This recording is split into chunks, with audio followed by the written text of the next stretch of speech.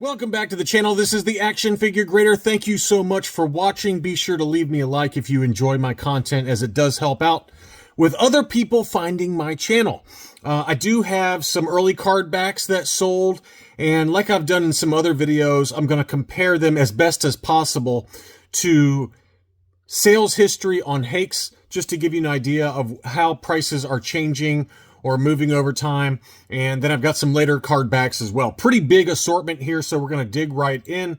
The first one was a 12-back A Luke Farm Boy graded AFA 50. You can see this massive crease going through the card, but it was a 12-back A that did sell in an auction for $1,030.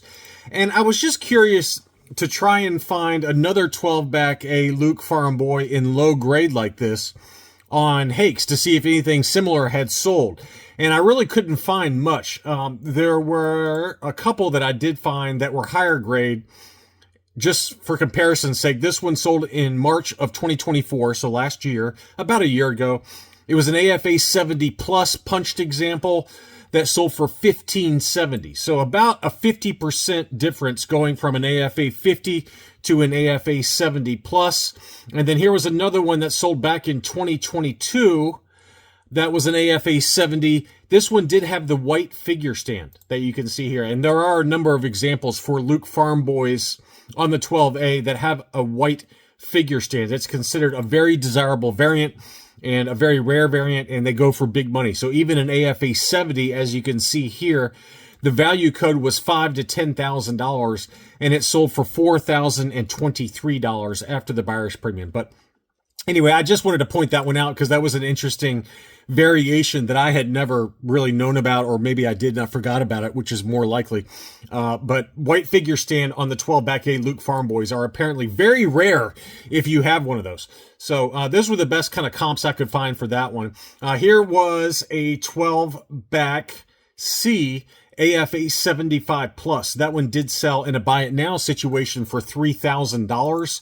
And I found another 12-back C that sold in November of 2021 on Hakes, AFA 75. This one did have the 32-back sticker, just for reference there. So that's a kind of a pretty famous variation on some of these early card backs where they had some leftover 12 backs.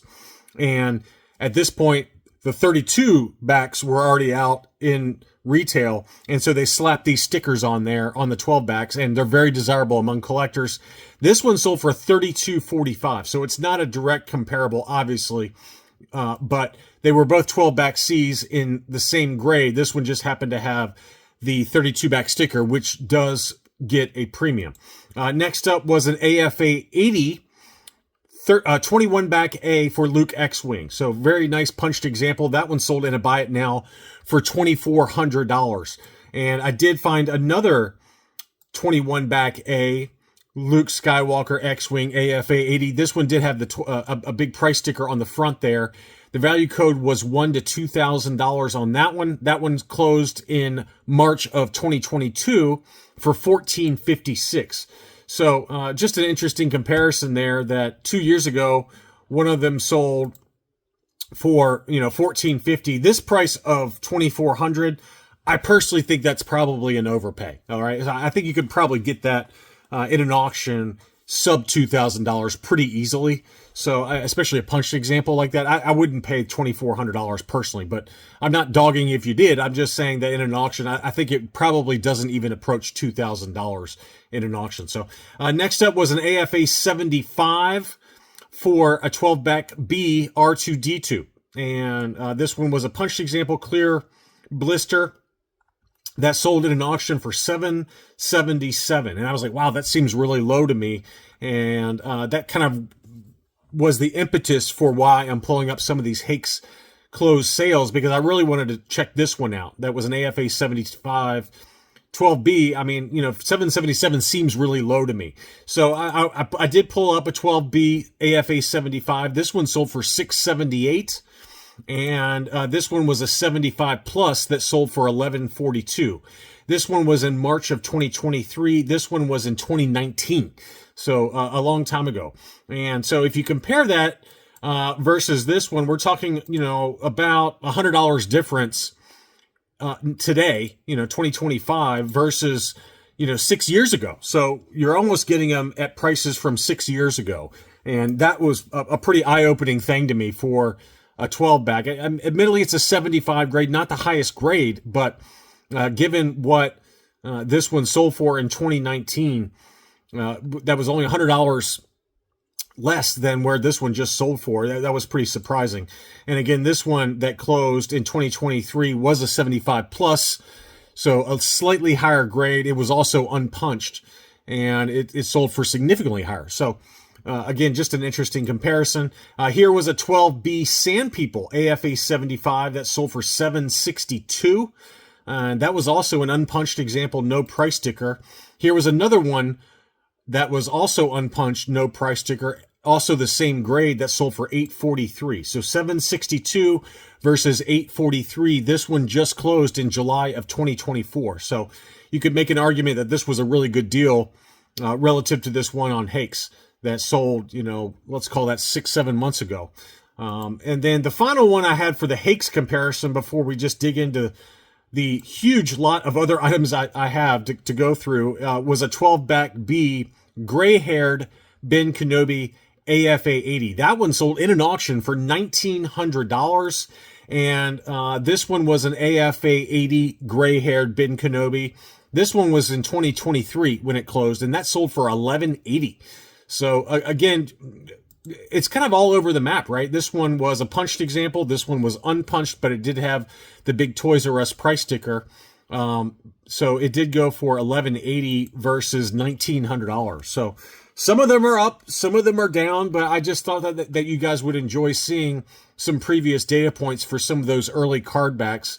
And if you like that, let me know that in the comments when you're leaving me a like, and I can try to do that more often with some of these early card backs especially. Some other items that I wanted to go through. This was the Collector Series Land Speeder graded AFA 85. Very high grade mint and seal box example. AFA 85. That one sold for 910 euros, which is $944. That's a really good price. Admittedly, it's the Collector Series, the later edition from 1983, but still an AFA 85. Gotta believe that is one of the highest on the census. And that price seems pretty good for what it was and the grade it was. Next up was an AFA 85 FX7. And this is one I did pick up last year, also AFA 85, also unpunched, and I paid slightly more. I think I paid $440 if memory serves. This one sold for $412 plus $25 shipping. So, it was about the same price after factoring in what I paid with taxes and everything like that. I think my $440 was all in, and this one is about the same price. Not often you see an AFA 85 pop up in an auction like this. The FX7 has come down in price on the Tri logo, though, so I wanted to show that. Next up was a Canadian R2-D2 sensor scope. This one had a very slightly yellowed blister, unpunched with a Toys R Us price sticker, ungraded, but in pretty good shape. That one sold for $147.50, and I'm trying to figure out why. I mean, you could make an argument that maybe it just didn't have enough photos there from the seller, but just looking at it cursorily, it seemed like a pretty clean example, just some light edge wear to it all the way around. And you can see there the blister looked pretty good, maybe a ding in the upper left, hard to tell for sure. But $147.50 feels like a really good deal for what that is. Next up was a lot of 3 20 backs with Walrus Man, Hammerhead, and the Power Droid. And none of the cards were perfect, admittedly, but overall pretty decent shape, except for the proofs of purchase that were cut out. It also did include a baggie for Boba Fett, along with a really tatty box. So 3 tatty cards. You're really buying the, let's call it collector-friendly examples for your collection for early card backs, along with the Boba Fett baggie that was still sealed. It's unfortunate the box was in rough shape, because that box alone would be worth a lot more if it was in better shape, because you could pair it up with an early catalog and send it in to be graded. But I think in the current condition, it's pretty rough. So anyway, it was just kind of a loose beater lot, and we've got some other collector-friendly examples towards the end of this video, just giving you some examples of items that you could put in a sliding acrylic case, add it to your collection, not worrying about high grade, And I think it's always good to kind of show these kind of items occasionally. $12.25 was the final sales price. And again, we got some more from that seller. Here is a 77 back A made in Taiwan Boba Fett. A little bit of rippling to the blister there, but overall pretty good shape. You know, obviously a slightly yellowed blister, punched example with the self-service price sticker. That one sold for $13.70. Boba Fett's are coming down in price, as we've talked about, mint on card. But, you know, that blister looked pretty good. Just slight yellowing to the blister overall. Probably about a 75 plus, maybe a low 80 if you're lucky. But that one seemed like a pretty fair price. Same seller also had a Power of the Force Jawa. That was, again, kind of a collector-friendly example with some spider veining in the upper left-hand corner and a price sticker that had been kind of partially peeled off. $228.50. High-grade examples for the Power of the Force Jawa can go for over $400. The Chewbacca is another one. This one was a really, you know, again, not a grade-worthy example just because of the sticker damage, the price sticker damage. But, you know, in higher grade, these can go for $400 plus $600 and that are AFA graded. This one sold for $256. We had a pretty clean example for the Imperial Dignitary. This one sold for $205, which, you know, for a mint on card last 17 figure, I thought that was a pretty good deal. Likewise, here's an AFA 75 plus for the Imperial Dignitary. This was a punched example with a KB Toys price sticker that sold for $280. So $205 ungraded punched, $280 for an AFA 75 plus that was punched. Next up was an AFA 80 Imperial Stormtrooper on the Power of the Force card, unpunched, no price sticker.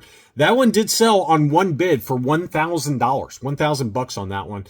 Big number there. And then here was an AFA 75 for Luke in the Stormtrooper disguise. This one was a punched example, obviously, that sold for $13.49. $13.49. So two big prices on the Stormtrooper and the Luke Stormtrooper. Next up, going back to what I was talking about earlier, here are some kind of collector-friendly examples. None of these cards were really perfect. They did have some edge wear and things like that, but I did want to show you the types of deals that are out there. I mean, these are not bad deals if you can live with the defects that the seller very prominently showed. Didn't try to hide anything. You can see the crunching to the stem on the blister. But, you know, for those of us on a budget, these are perfectly great examples to include in these sliding acrylic cases as part of your collection and call it a day. You know, $325 is a great deal for an early Luke X-Wing.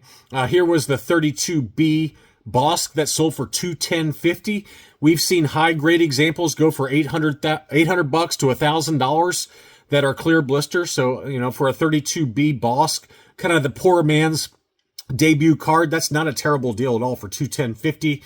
We had a 41 back AT-AT driver. You can see the litho damage in the upper left-hand corner from where the price sticker was attempted to be removed, unfortunately. Still a clear blister. Blister was in good shape. That one sold for $245 on one bid. Here was a 48 back offerless. So this is a 48A Boba Fett mint on card.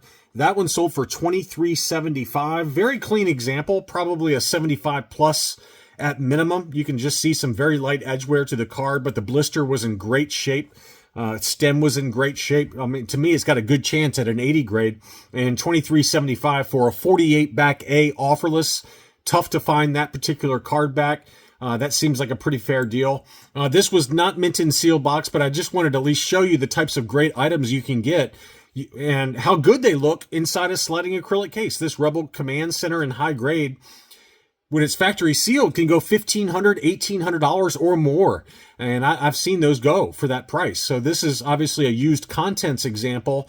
All of the baggies are no longer, you know, still sealed. It has the three figures. It obviously has the play set 100% complete, but you could box it all up and it looks really great in the sliding acrylic case for $185 plus shipping. Not a terrible deal at all there. Next up, same thing with the Y-Wing. This one was unused contents. The box was not in good shape, but you can see there that the sticker sheet had not been used. It still had all the inserts. That sold for $220. Again, a very fair price. AFA 80 pluses can go for $1,000 or more for the Y-Wing fighter, so I thought that was a pretty good deal there. And then finally, here was a 77 back with a clear blister for the Hoth Imperial Stormtrooper. Again, light edge wear to the card, not perfect, probably at best about a 75 grade, just given all the edge wear to the card, but that one sold for $210.50, which is not a bad deal at all for what it is. I mean, it's got a pinhole at the top of the card there from where it was probably hung on somebody's wall, but it still has a clear blister. Very nice presentation there inside the sliding acrylic case for a little over $200. So pretty good deals to be had out there. You just got to really zoom in on these and make sure you're comfortable with the defects as presented. But to me, those are some really nice deals that are to be found on eBay right now. Thank you, as always, for watching. I appreciate the channel support. Thanks again, and I'll be back soon.